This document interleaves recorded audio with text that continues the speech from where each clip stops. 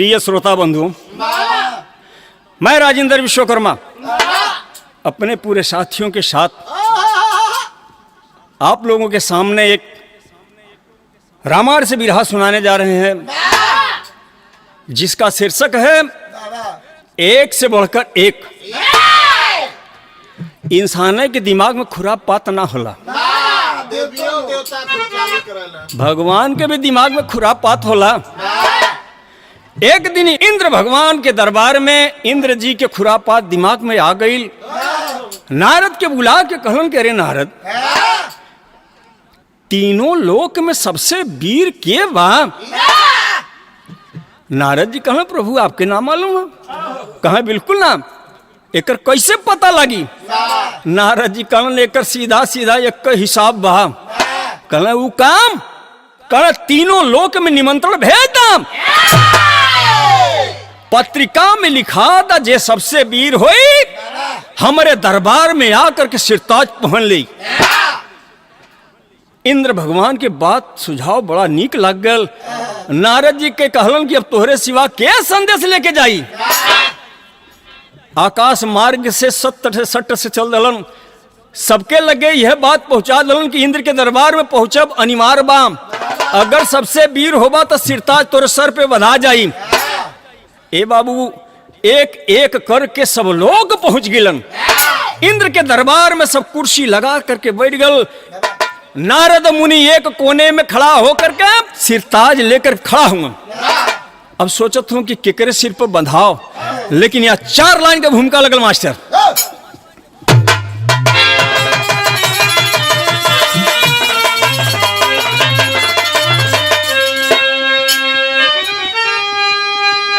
कि ताज मणियों का सहरा हो सम्राट को, कि बात से कोई बनता सिकंदर नहीं। हीरा मोती की होती है कितनी कदर, कि हाल जाने क्या जंगल का बंदर नहीं। कि सज गई इंद्र नगरी छटा मोहनी, अप्सराओं के पायल चमकने लगे। कि 3 लोकों में सबसे बड़ा कौन है, प्रश्न महफिल के अंदर मचलने लगे।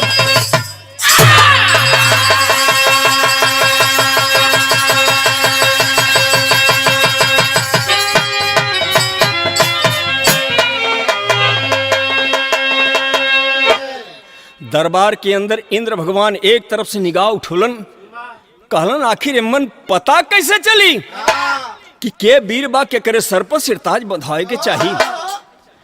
इतने में माँ धरती उनके आभास रहल कि हम सबसे वीर है। सब है के तो हम ही संभरले, सबकर बोझ भाज लेके हम ही टहरीला। दरबार में खड़ी हो गई।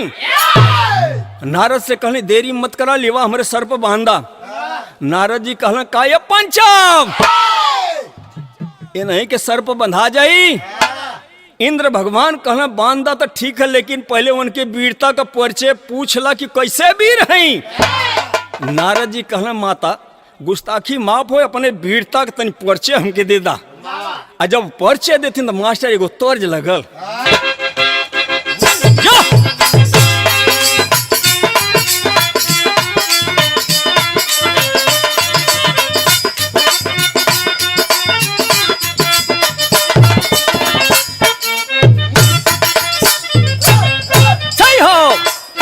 भैया एगो दुल्हन का दुल्हा परदेश से कमा के गल रहल। दुल्हनिया बड़ा दिन से आशा लगल रहे कि सैया अगर आ जाए तो उनसे अपने दिल का बात जरूर कहल।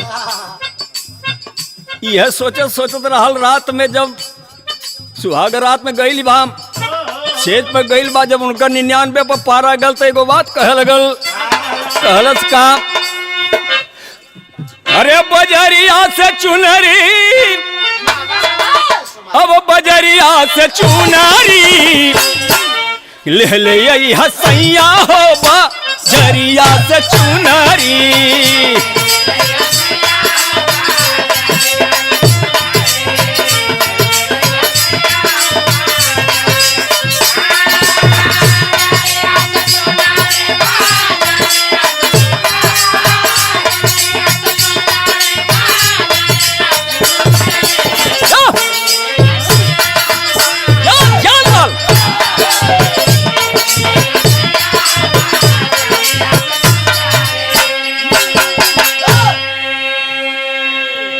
पति कल से सुना पूरा देश शोक में इस टाइम डूबल बाम आ तो के चुनरी लौकत बाम नरवा का सुनला पहले हमार बतिया आज तो निकल जातो तब बिहान तो बताई अरे नाही तरसाई देव जिया लालचाई हो देव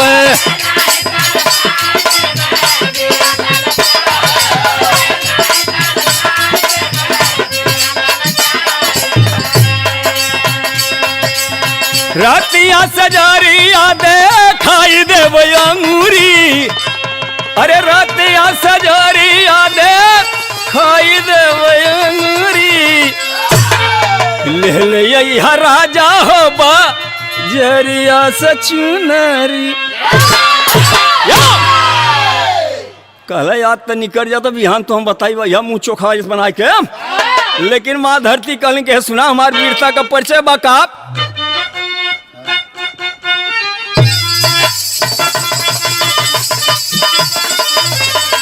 बाबा बाप कहना बाप अरे धरती आके से हराम धरती आई के से हराम बांधल जई है माथे हो धा धरती आके से हराम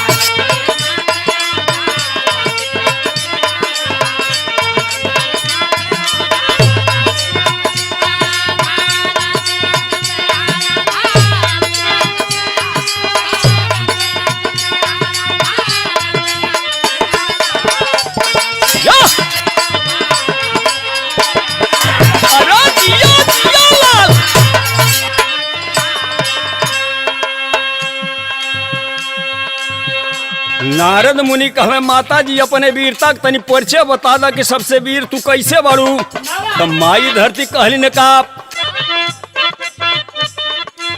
बाबा बाबा कि धरती कहली मोरी महिमा अपार बा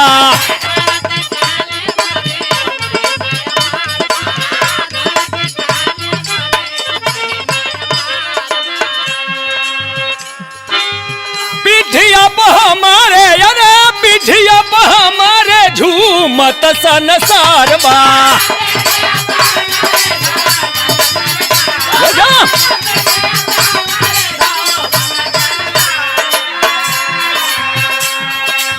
हमसे बड़ा ना कोई लागल चोट गहरा हमसे बड़ा ना कोई लागल चोट गहरा बांधल जई हम माथे होधा रतिया के से हराम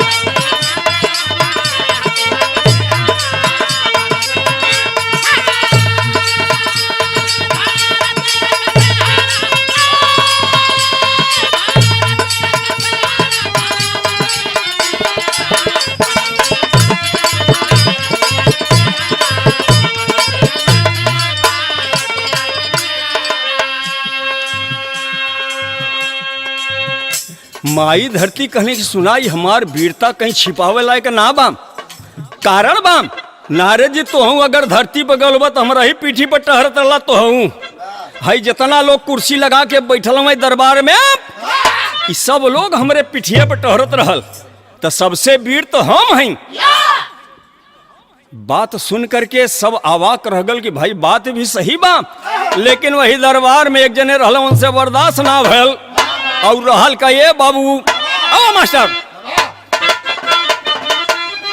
बाबा बाम अरे कोहे से सनाग धर तीसे गुसियाई हो कहे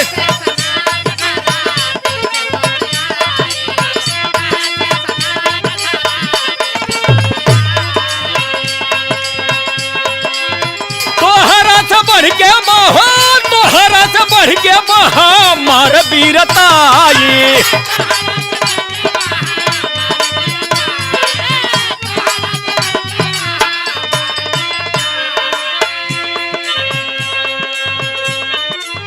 वसुधा का भार मोरे फनमय पठारा वसुधा का भार मोरे फनमय पठारा बांधल जइया माथे होधा रतिया के से हराम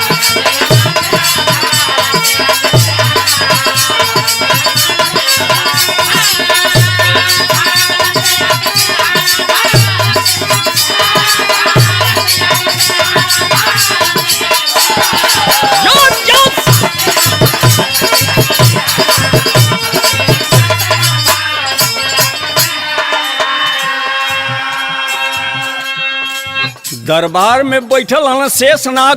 कहला रे माँ धरती, हमारो एगो बात सुनला, ये बात के हम मानत हई, ये जितना लोग बैठल हुए हमके छोड़ के सब तोहरे पीठी पर भ्रमण कैले बा, लेकिन ये तोहार ई जितना सबे बैठल हुए सबकर भार लेके हम पतालपुरी हमरे फना पर बा, तोहरो लोट तो हम लेके निचवा हई, तो तू हमसे बरियार कैसे हो? तुहसे बरियार तो हम हई। माँ धरती के बात समझ में आ गई, जहां से उठल रही वहीं जाके बैठ गई। शेषनाग सोचत हुए कि नारद जी हमें सिरताज बांध दी है। वही दरबार में एक जने रहने खड़खड़ा के खड़ा हो गिलन। कहना आवाज शेषनाग, कहना तोरे तन को दिमाग उमाग बा? कहना काहे? कहना रे ही दरबार में हम हुए देखत ना हुआ। उड़हल के कहलन का, अरे कहीं और भंगी भोले सुना शेषनाग हो।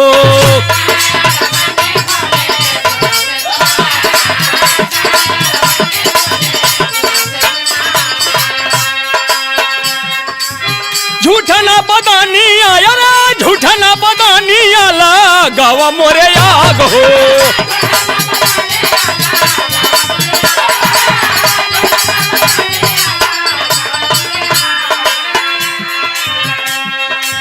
तोहरे जैसा नाग मोरा गरवै का गाजरा, तोहरे जैसा नाग मोरा गरवै का गाजरा, बांधल जइहा माथे हो धा रतिया के सेहरा।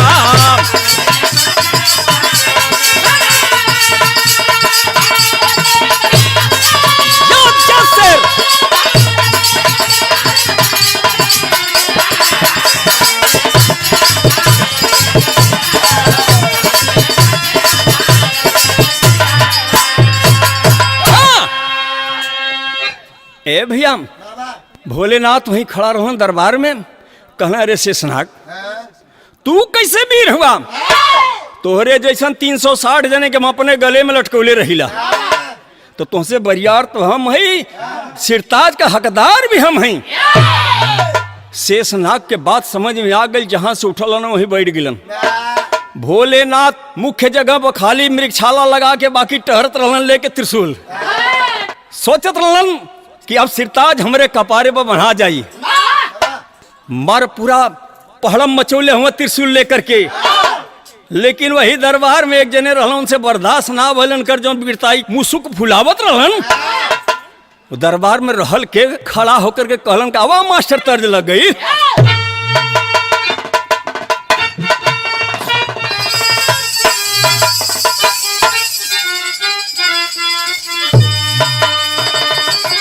बाबा अरे मलटरिया में पिया बाप, मलटरिया में पिया बाप, भयल भारती रे जोता वही अभी ना खेतवा, कि जोता वही अभी ना खेतवा, अरे पड़ल भारती रे जोता वही अभी ना खेतवा।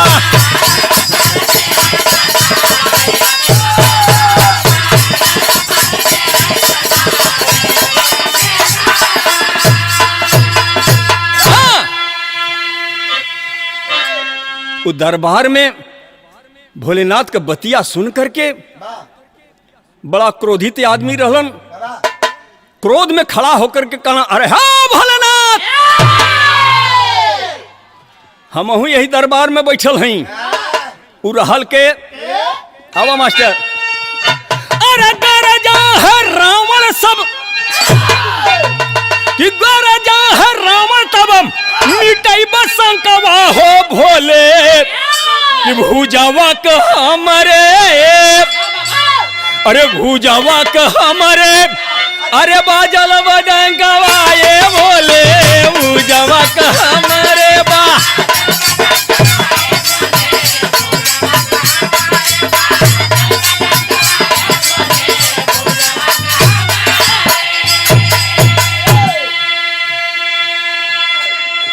रावण कहले, अरे भोलेनाथ, हमरे बाहुबल से अनभिज्ञ तू कैसे हो गिला? है तो कम बुद्धि वाले कुल बैठल हूँ। आप इतना बड़ा बुद्धिजीवी हो करके फिर भी अगर ना विश्वास है तो आपकी याद दिला देते एगो बात कहलस रावण का कि भुजवा के बोला पर कला सके उठावाली भुजवा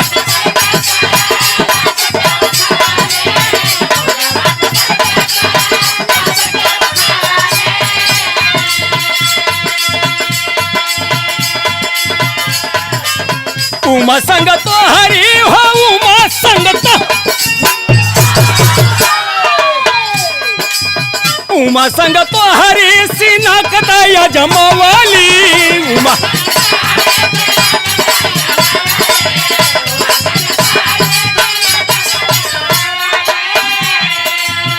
अरे 7 बार लेके आईली कि 7 बार लेके आईली लंकवा हो भोले भुजवा का हमारे बा जलवा लंकवा ये भोले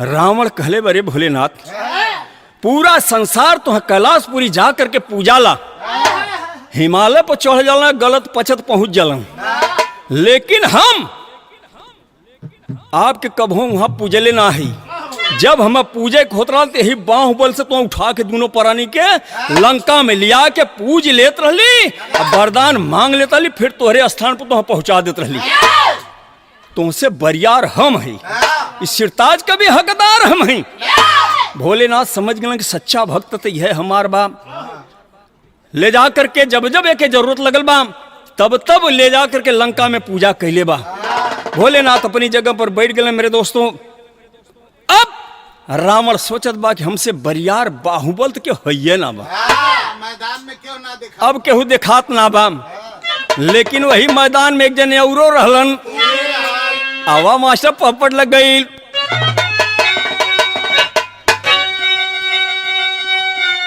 बाबा बाम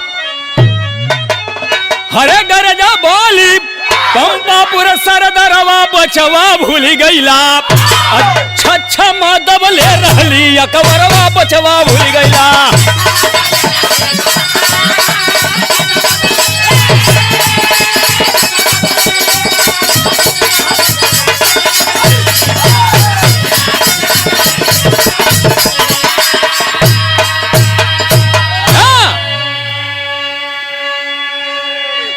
ए भैया बाली वहीं खड़ा रहा क्रोध में लाल पियर हो लगल रावण के देख के तो पहले में खौहात रहा हरदम कि आज फिर हमारे सामने आ गली हमरे बरोबर कुर्सी पर बैठ गल बाली तो जल्लाद रहबे कल न हो बाली कहलत अरे रावण एक बात तो के बता देत हई यही कांख बा यह बाली बा 6 महीना तो के ही दबले रही शुक्र मनाव जय सिरताज ले बा नारद हमारी कि यहाँ अलन हम दंडवत प्रणाम करे गली कांख ढील हो गई तू चट्ट से गिर गिला अब पट्ट से पराए लगला बच्चा एगो बतिया हमार सुन ला पहले कहले हो का अरे कांख से जब की बाहर भैला अंगद हाथ लगवल हो और समझ खिलवना दसमुख वाला लाते से लतियोला हो हमार बचवा हमार लइका दुलरुआ अंगद सोचलस हमार बाबू कोनो बाजारे से खिलौना लिया 10 मुड़ी वाला मारे लाते लाते मार के तो के कुटिया से दूर कर दहन तोर जान बच गल लेकिन आज हमार बात एगो सुन ले का अरे शेर के आगे कहे शेर के आगे कालड़ है सियारवा बचवा भूल गईला अब की चापम लगी जाई बाकी नरवा बचवा भूल गईला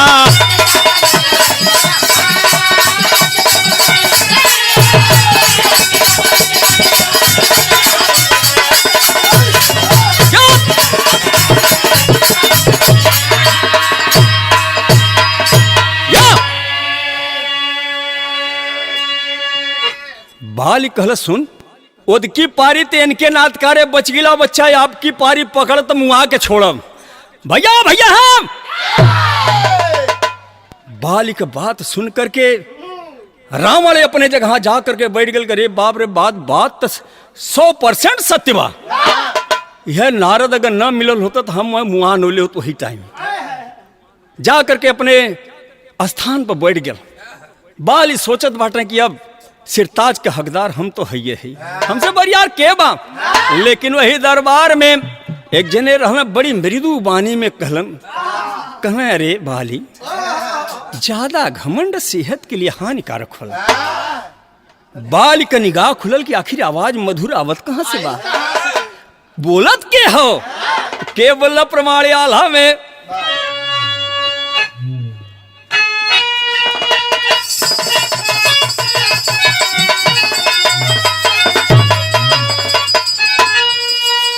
हर माधुरी बचानिया में बोले सुखदानी।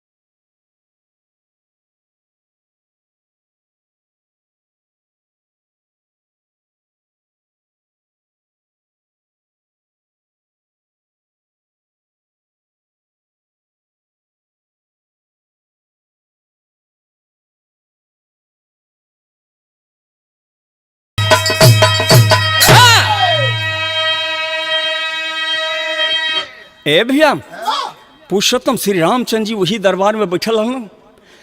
बाली का बात सुनकर के कहना अरे बाली वो दिन याद कर, एक बार तो के मरली तू जगह में खत्म हो गया।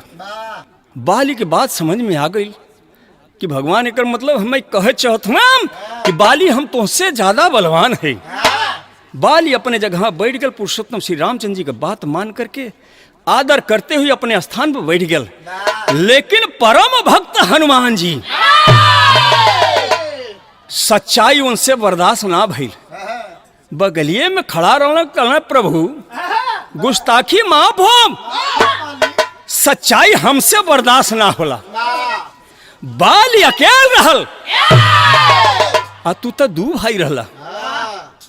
अहिरावण जब पतालपुरी में उठा के ले गए तुहार बलि चढ़ाओ बदे अगर 5 मिनट का हमार देरी हो गई हो तो यह तुहार मुड़िया काट के देवी के चढ़ा दिल हो तो कौने कपारे पर सिरताज आज बनौता तू।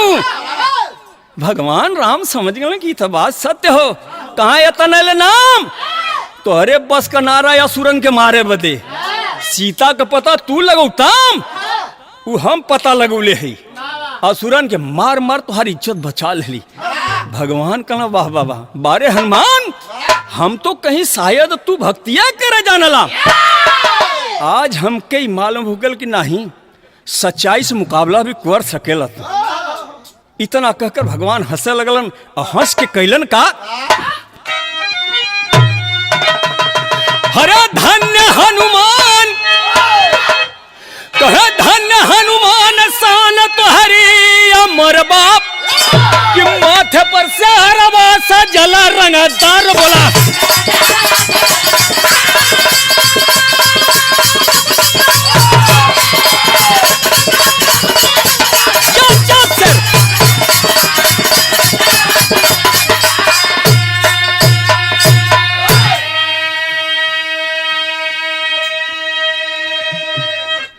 भगवान राम हनुमान के आशीर्वाद दे दिलन। कहना हनुमान आज हम तुम्हें आशीर्वाद देत हई। सतयुग में रहला, त्रेता में रहला, द्वापरों में रहबा, और कलयुगों में रहबा, तू एकदम अमर हुआ। अगर जेके विश्वास न होई, एक दिन पहले भगवान हनुमान स्वामी के मना के चल जा, बिहान पर काम हो जाए, लड्डू चढ़ा दिया। और न मानत हो तो कह के देख लिहा, टीका लगा के पहुंचे के, हाँ, सेनूर चढ़ा दाम, तेल चढ़ा दाम, ये पर तो जरूर हनुमान जी खुश हो जाइए बाबू। इतनी बात भगवान राम कहलन, और कहले के बाद गरे से लगा लन, और लगौला के बाद तो गुर परचे आ गई मास्टर आवा। बाबा बम हरे तू जाय मंगल जब तक कायम सा नसारबा।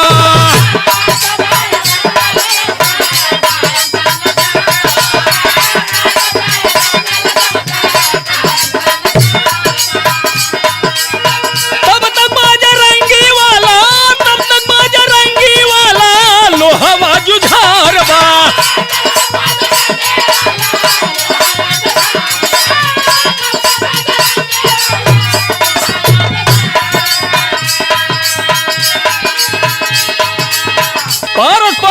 धन का पाता का नम पहारा, बांधल जई हम माथे